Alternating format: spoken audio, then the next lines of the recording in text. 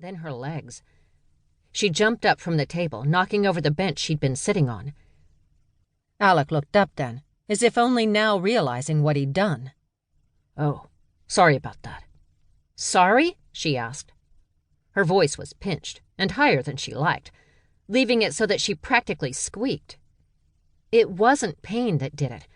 She was determined that it would not be, even if she couldn't control it. "I didn't think—" His eyes widened. "Sam?" "What?" she demanded. She was focused on trying to keep her body from drawing away from her, the fire burning through her arms and legs seeming to elongate them. The mixture of her blood with his had an effect like that, and Alec knew it. He should have been more careful, and now she was stretching out like a baker drawing out dough, or an artist stretching his clay. It wasn't painful, other than the burning, but it was an odd sensation nonetheless. "What's your—" Her head smacked into the ceiling. The room didn't even have a low ceiling, not like so many buildings in this section of the city. Usually it wasn't even something she worried about. She wasn't tall enough to hit the ceiling even when standing on a chair.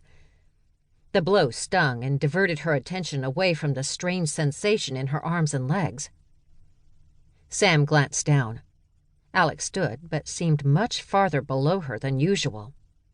"What did you do?" she snapped. Her voice was low and seemed to rumble. "I think the extra bit of your blood had a stronger influence than I expected. Maybe I should counter it." He started to sit, and Sam reached for him, extending her now much longer and surprisingly muscular arm toward him, lifting him away from the chair. "If we're going to test, then we need to test everything." Alec stared at her, his eyes still wide, but he nodded. Sam?" "What?" "You've torn your clothing." She released her grip on Alec, and he turned, a flush rising in his cheeks. As she glanced down at herself, she discovered that she had torn through her clothing. The augmentation had been for her, not for her clothing. Sam wasn't even sure whether Alec could do anything that would augment her clothes.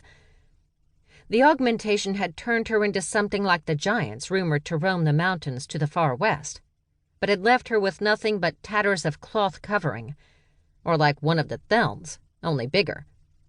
Either way, she was naked in front of Alec. Heat rose within her that had nothing to do with the magic they shared. "You're the Scribe? Fix this!" she rumbled. He averted his eyes, which she appreciated. He might be a healer, and might have seen enough to make her nudity nothing to him, but regardless of how tall she might be, there was a strange vulnerability to having him see her like this. "I thought you said we should test it," he said. Sam took a deep breath, almost extinguishing the flame of the lantern burning on the table. At least she hadn't knocked that over as well. They'd had enough of fire and the destruction it could bring. "Fine, we'll test it. Since you've made me so large, how do you want us to try this?" She didn't think she'd be able to even get out the door, regardless of what she might be able to do once she was outside. It was late enough that darkness might shroud her. But how much did she really think a giant could be shrouded, even in Castor? Not enough to avoid detection, which was what they had to do, at least until they understood why they had the abilities they did and what they were supposed to do. Marin had shared some, but not nearly enough for Sam to know what it meant that she was a caver and that Alec was a scribe. "Maybe we should just practice what we can in here," Alec suggested. "And maybe I should flick you across the room." He glanced up briefly before averting his gaze again.